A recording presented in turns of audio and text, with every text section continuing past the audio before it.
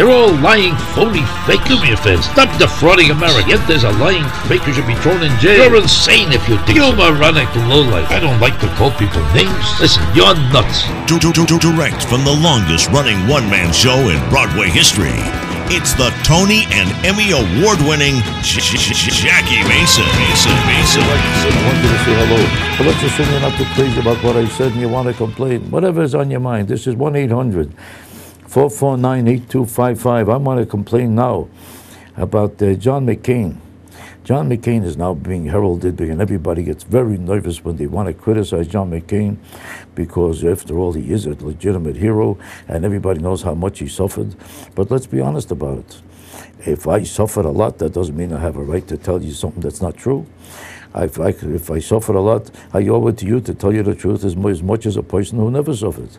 Because it doesn't require more suffering to tell the truth than to start lying. I'm not calling him a liar, but when he tells you that Giuliani took different positions on different subjects, and he says that about Romney every time he debates with him. Every time Romney says a word, he says, I'm not surprised, you'll be on the other side 10 minutes from now, you're on the third side a month from now, who knows what you're going to say a week from now, and he keeps acting like Romney is a person who can't be trusted to have one opinion for more than 10 minutes at a time. Now, McCain is not exactly like Romney. He doesn't change his mind like he claims about Romney every 10 minutes. He disagrees with himself about every week and a half, sometimes a month and a half, because I know there's about at least 8 issues in which he totally disagreed with himself.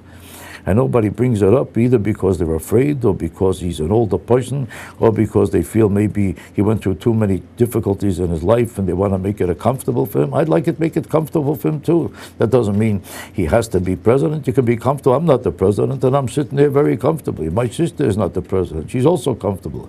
And if my sister had a hard time and somebody mistreated her, no matter how she suffered, if she came to me tomorrow and she told me 3 lies in a row, I would tell her it's not necessary to lie, because you're not going to continue to suffer if you told the truth. Here's an example. McCain told you of 4 years ago in that campaign against Bush.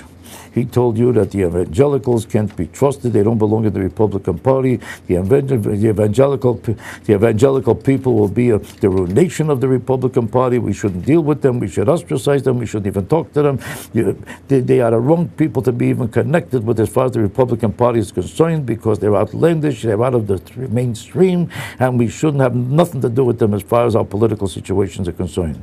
As soon as he started running again, this time, about a year ago, the first place he went was to St. John's University, the evangelical university, where he started to court these same evangelists that all of a sudden he realized are the most wonderful people in the world. Now, they didn't change. It's the same people. If you looked at them, you could see it's the same people. God bless him, he's an older person, but he doesn't have Alzheimer's. He looked at them and he knows it's the same people.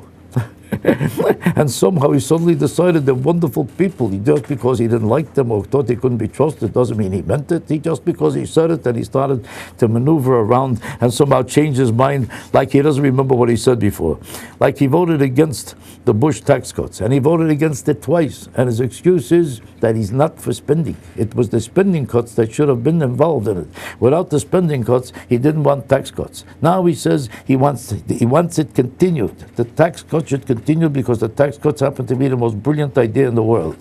But the spending cuts were never made. So if you were against it 4 years ago or 2 years ago, why aren't you against tax cuts now?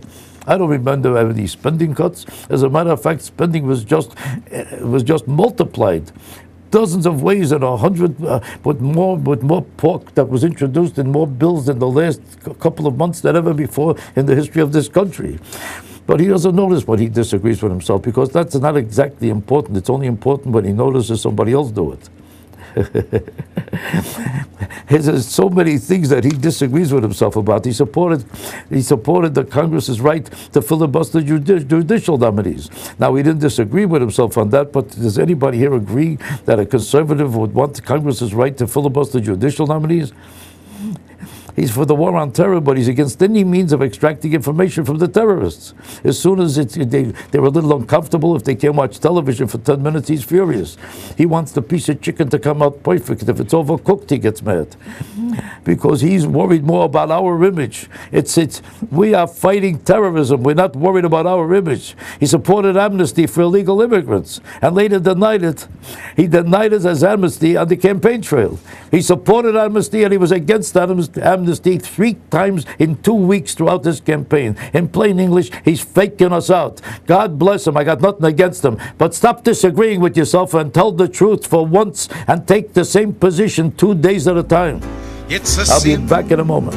To tell a lie.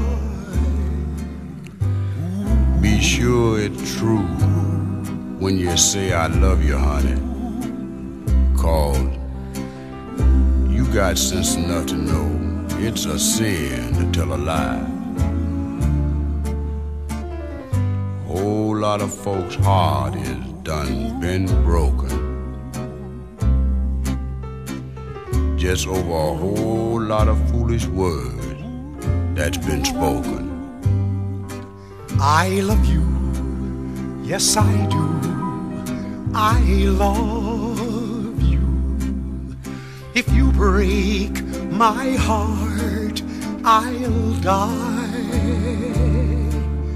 So be sure it's true when you say I love you. It's a sin to tell